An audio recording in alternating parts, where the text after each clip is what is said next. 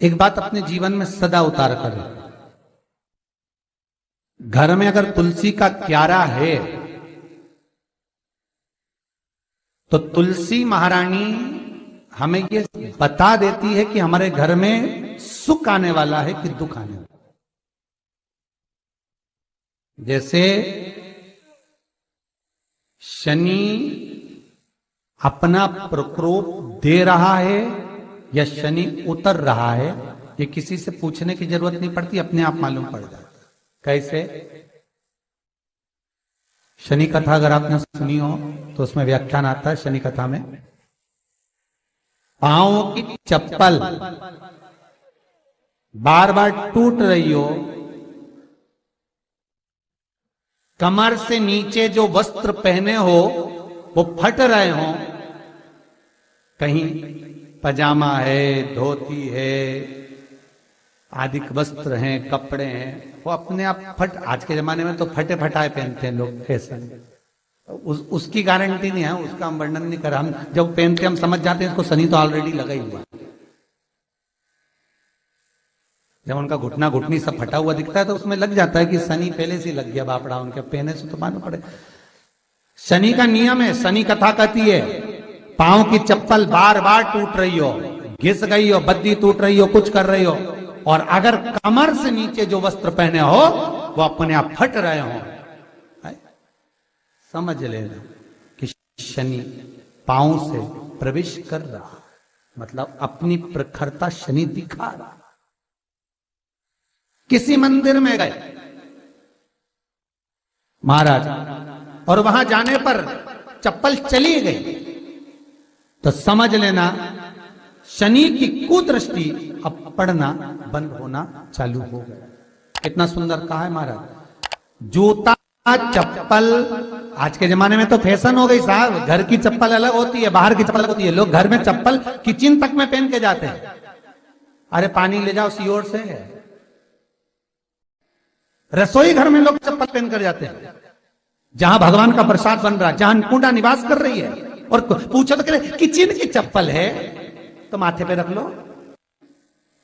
तुम अपनी मां को जरूर देखना है एक बार, वो बूढ़ी मां कितनी बार किचन में चप्पल पहन कर गई, मुझे जरूर फोन कर कर बताना। बूढ़ी मां रसोई घर में आज भी बिना चप्पल के जाती है, और बहुओं की कहीं एड़ी नहीं फट जाए, ठंड नहीं बैठ जाए, इसलिए ये रसोई घर तक में चप्पल पहन कर जाती है। सूर्य नारायण की कथा पढ़ना, शनि महाराज की कथा पढ़ना, और गरुड़ पुराण की कथा पढ़ना। जिन जिन कथाओं का हम व्याख्यान कर रहे हैं उसको पढ़ना जरूर हो। क्या लिखा है? घर के अंदर जब चप्पल जाती है, रोग, बीमारी, कष्ट, तकलीफ चालू हो जाती है। तुमने चप्पल क्यों पहनी? ठंड नहीं बैठ जाए, रोग नहीं बैठ जाए। घर के अंदर उतना बढ़ गया, एक कालीन बिछा दो, एक दरी बिछा दो, मोटा आसन बिछा दो, जिस पर तुम चल लो। जरूरी है कि कई कई लोगों को तो हमने ये भी देखा कि कालीन पर भी चप्पल पहन के चलते, और ब्राह्मणों को भोजन परोस रहा है, गुरुजन को भोजन परोस रहा है, ठाकुर जी की थाली बना रहा है, ठाकुर जी का थाल लगा रहा है, तो भी चप्पल है पांव में। तेरा क्या होगा रे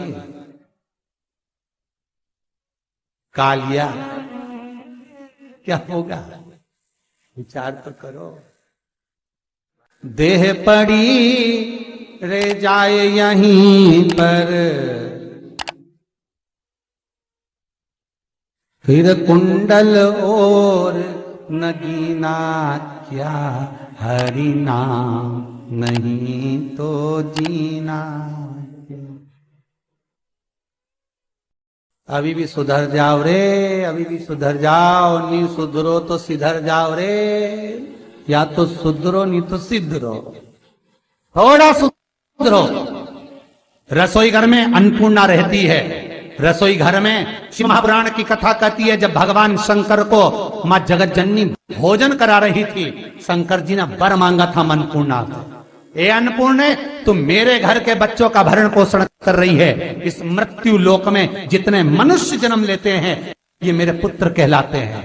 तो अन्नपूर्णा ने कहा, चिंता मत करना भोलेनाथ, जिस जगह पर एक स्त्री, बेटी, कन्या या घर की बहू या बूढ़ी माँ भोजन बनाएगी, उस जगह पर मैं अन्नपूर्णा उसके शरीर में प्रवेश करूंगी। और वो रसोई घर नहीं होगा, वो मेरा और तुम्हारा मंदिर कहलाएगा। अब मंदिर में चप्पल पहनकर भोजन का निर्माण करना, ये श्रेष्ठता है। एक आसन पटक लो आप रसोई घर के अंदर, जिस आसन पे खड़े होकर आप भोजन बना लो। मोटा सा आसन रख लो, चप्पल की जरूरत ही नहीं। श्रीमद् भागवत कथा कर रही है, तुलसी का मात्र तो शनि अपनी दृष्टि बता देता है। शास्त्र कहता है जब घर के अंदर प्रवेश करने के, जब आप घर में प्रवेश करें तो एक कोने में चप्पल को उतार दें। बाहर जगह नहीं है तो घर के अंदर प्रवेश कर कर लेफ्ट में चप्पल को उतार दें, और 7 या 3 कदम के अंदर चप्पल उतर जाना चाहिए घर के अंदर में। और उसके बाद अगर चप्पल अंदर प्रवेश कर रही है तो राहु केतु शनि के साथ प्रवेश करते हैं, जिसके घर में बीमारी कभी पीछा नहीं छोड़ती। शनि कथा, सूर्य की कथा का स्मरण करिए, आपको मालूम है, पहचान हो जाता है। महाराज तुलसी बता देती है कि आपके घर की दशा क्या है। बार बार जल डालने के बाद भी तुलसी सूख रही है, बार बार आप पूजन कर रहे हैं, पाठ कर रहे हैं, तो भी तुलसी के दल सूख रहे हैं। तुलसी बता देगी कि तुम्हारे घर में तकलीफ आने वाली है, कष्ट आने वाला है, सूख रही है। किसी ने जरूर कुछ ना कुछ ऐसा है कि इसमें घर में कुछ तकलीफ आएगी, तुमने लगाया फिर सूखी, फिर लगाया फिर। तुलसा महारानी बता देती है कि कष्ट है। और जिस गमले की तुलसा घेर घमोर हो, फलित तो हो, आनंद में हो, तो उस घर में फिर दुख नहीं आता, समृद्धि खुद बढ़ती चली।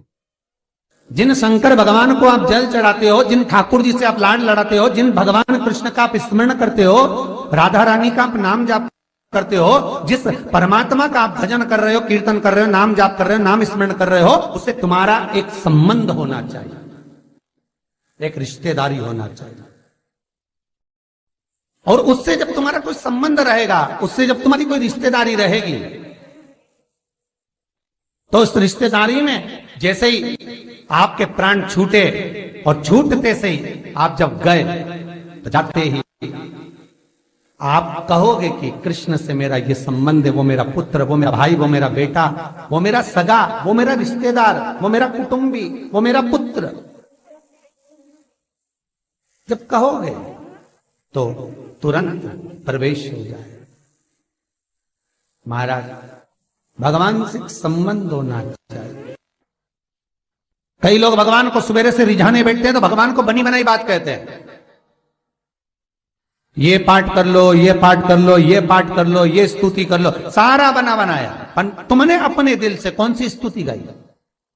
तुमने अपने दिल से कौन सा भगवान को निवेदन करा, कौन सा नमन करा?